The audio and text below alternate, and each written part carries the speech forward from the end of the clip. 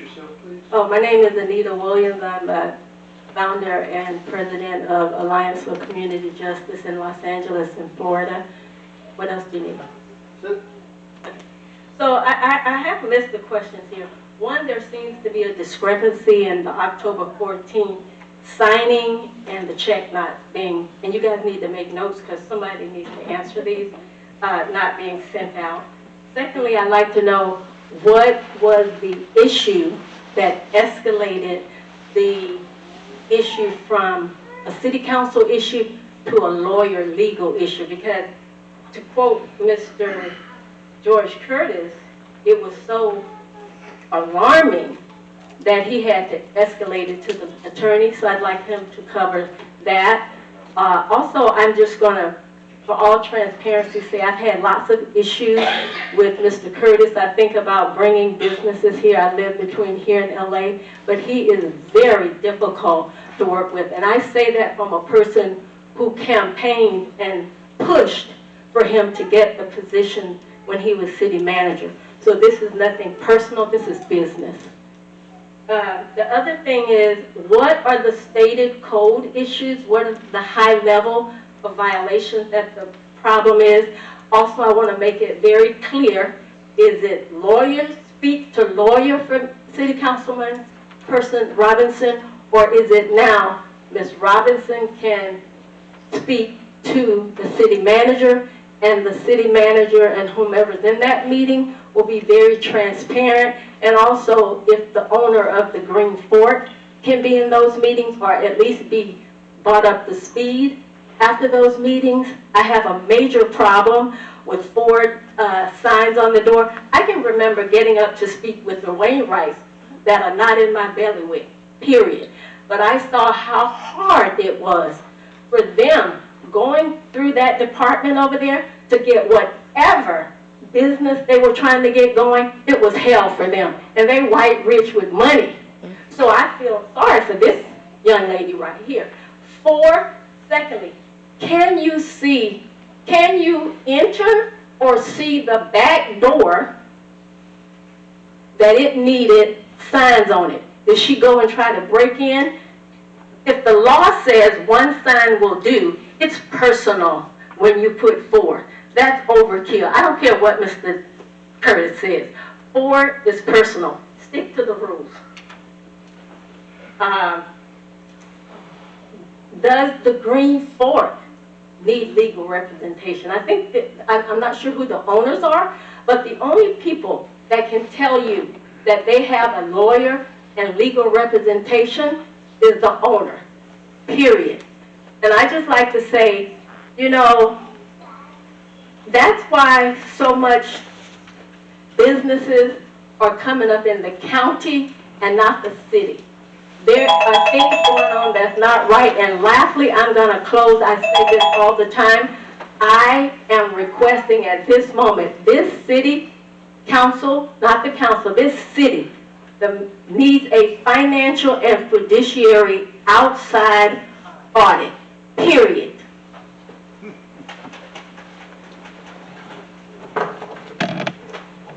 All right, Ms. Valerie.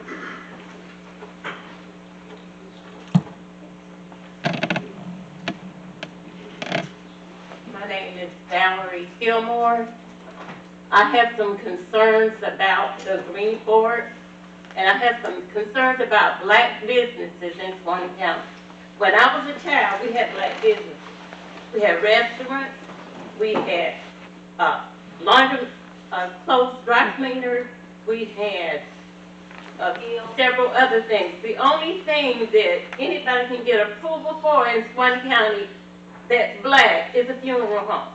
We do things and we desire to have social activities other than going to a funeral. I want to know why can't we have any black businesses? As soon as there's an opening or somebody applies, you shut it down. This council, maybe not you, all of you weren't here, but it's shut down.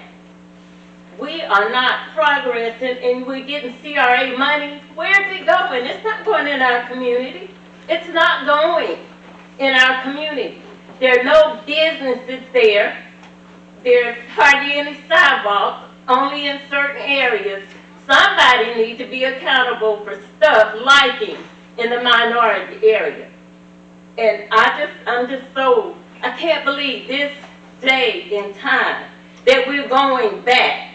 We're not progressing, we're regressing. And I hope CRA can hear this. You're not doing anything for our community, nothing. Nothing. All right, next. All right, Miss Catherine Casey, please.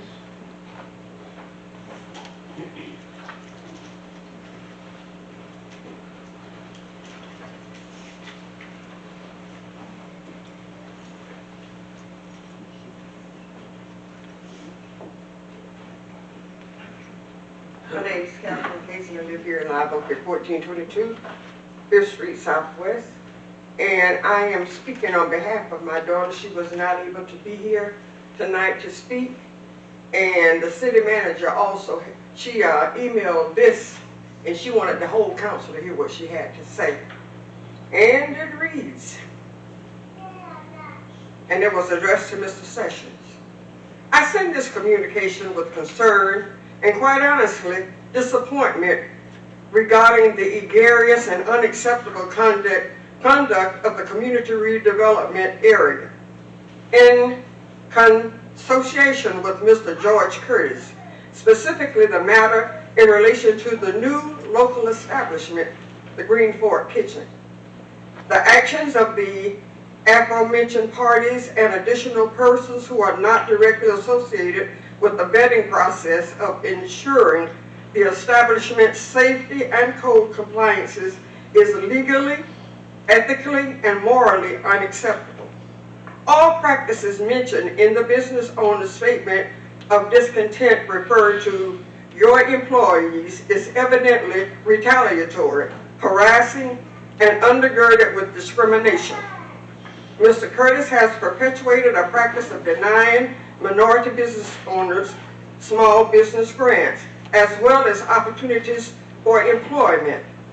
The allowance to occupy a position that he previously occupied and has not satisfactorily or competently served in the interest and welfare of the community, the entire community, is alarming. There is much more I can say and verify about this behavior, ethics, and leadership. Allow me to share an example. 3 African American women, all local residents, were denied an overlooked due process for opening a small business. Prima facie suggests that this is a matter that is, in its face, very clear. Your office and staff have an ethical and legal obligation to offer solutions and provide equitable service to the citizens of Suwannee County, especially those who are seeking to advance employment, growth, and development of the city of Live Oak. Respectfully, Dr. Erica S. Williams. All right. Who we got next? All right, last but not least, Ms. Shanice Brown.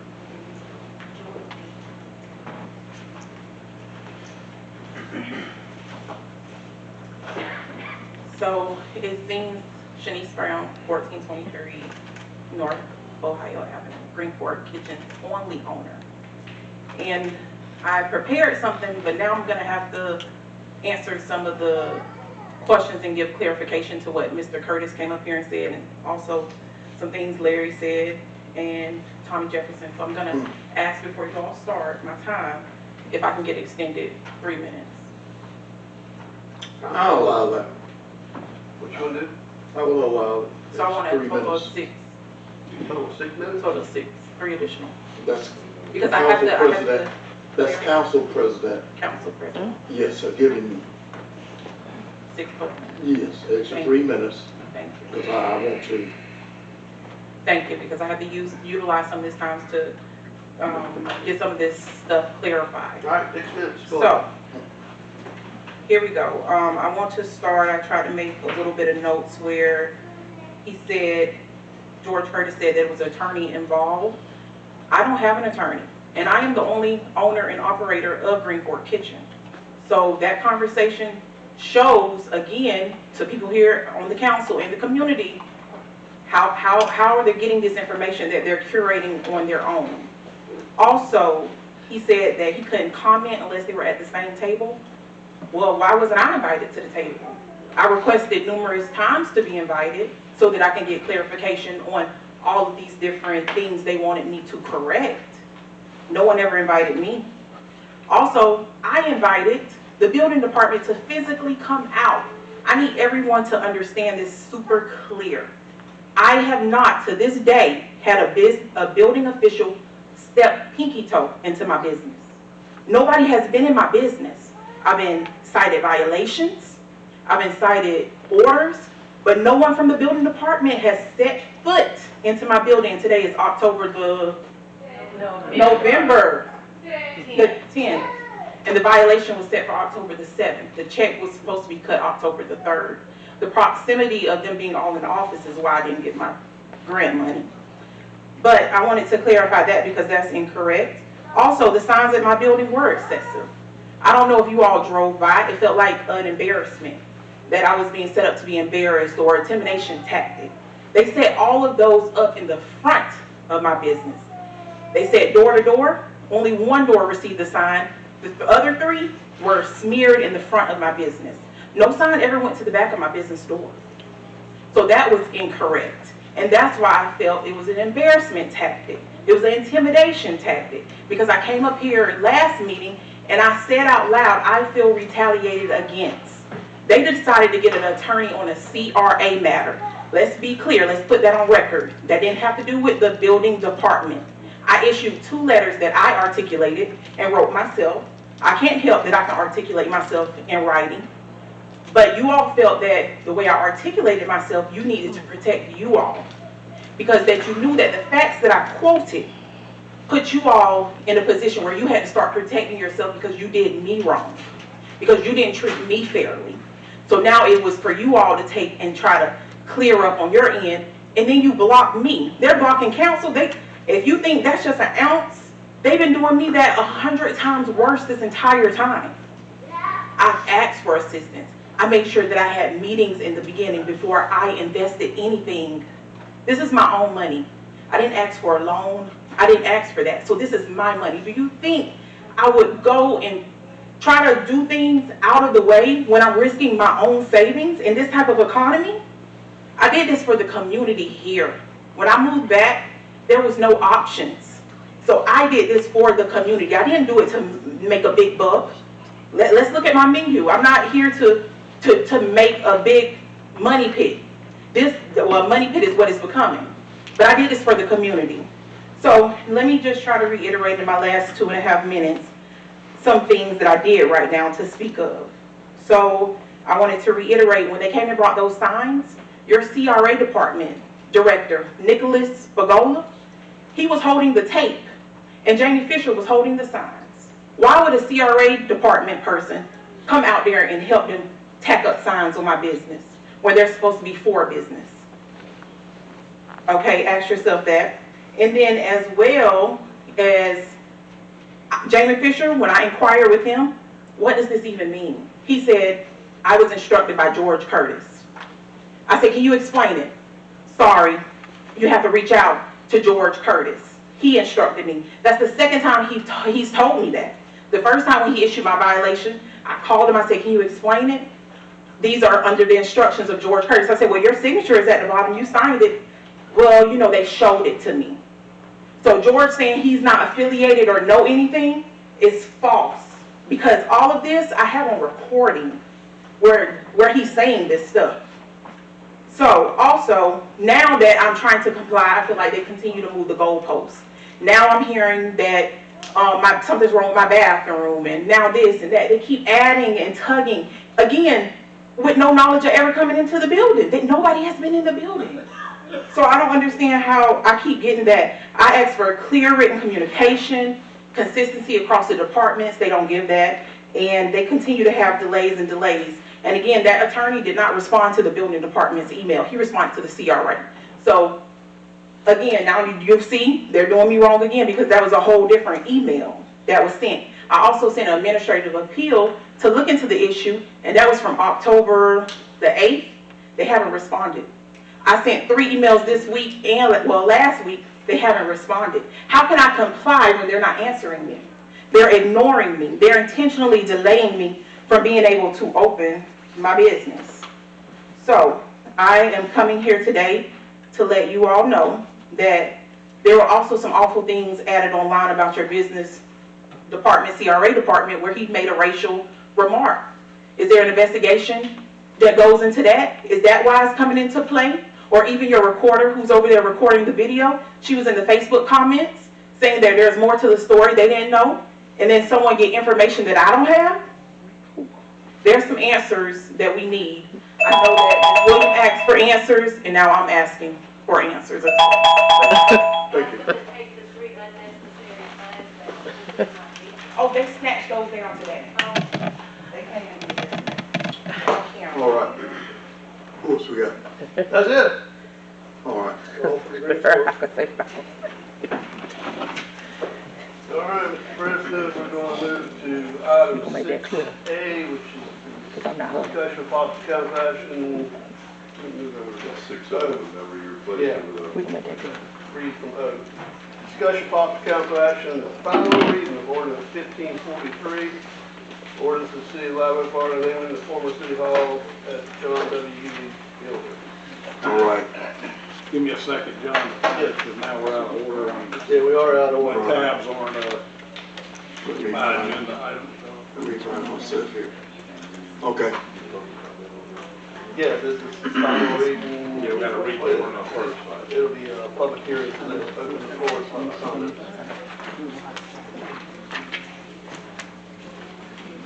I'm getting close. All right. All right? You got it? Yeah.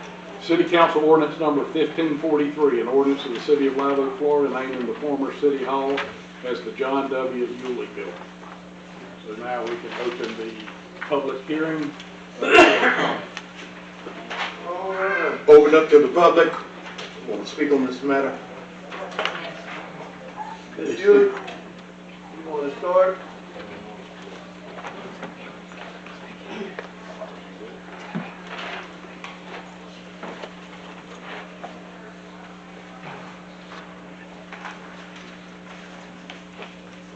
Sandra Yulee, 1711 Duval Street, here in Live Oak.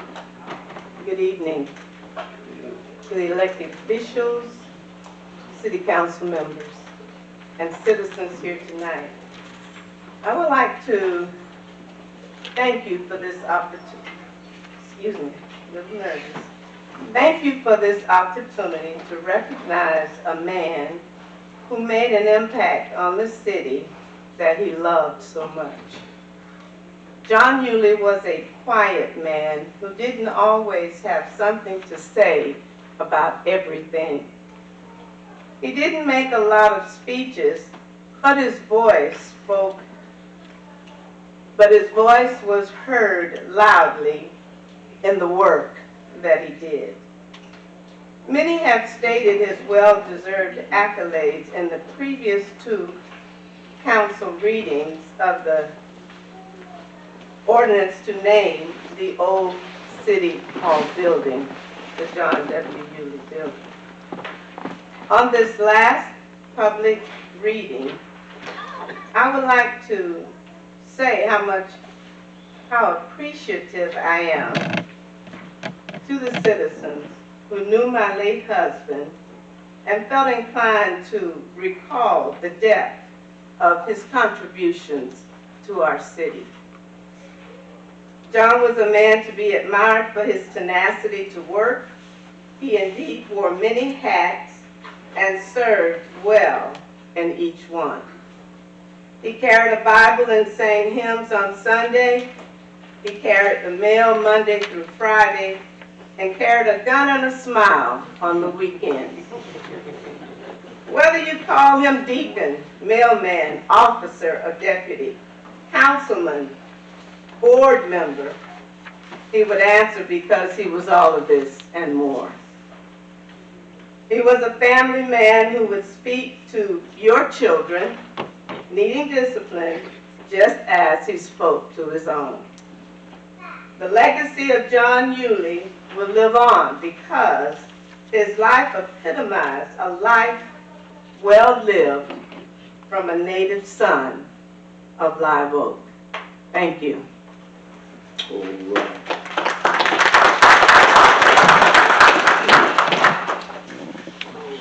Miss Lily Stone, is that Stone or Sloan? Sloan. All right, sweetie.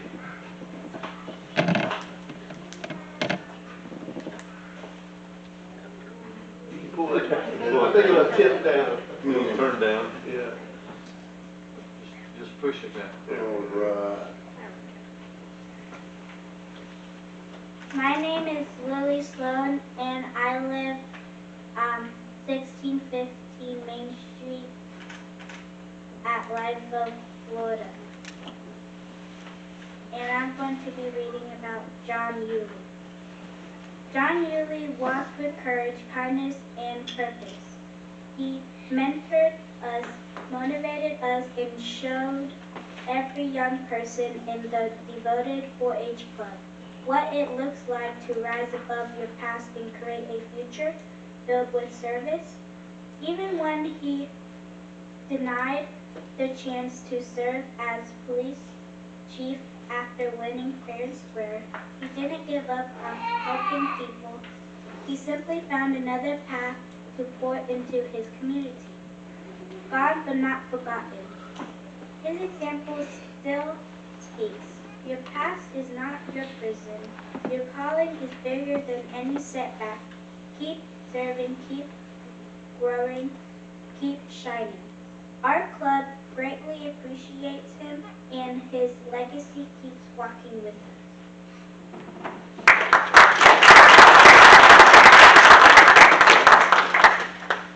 All right, look forward.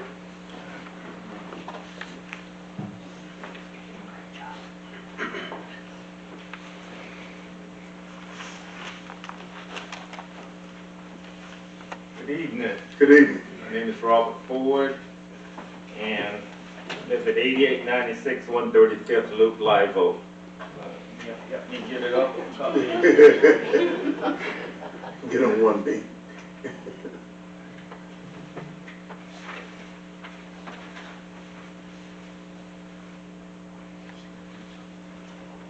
I guess I'll just stand up. Yeah. I mean, that's good. All right. Again,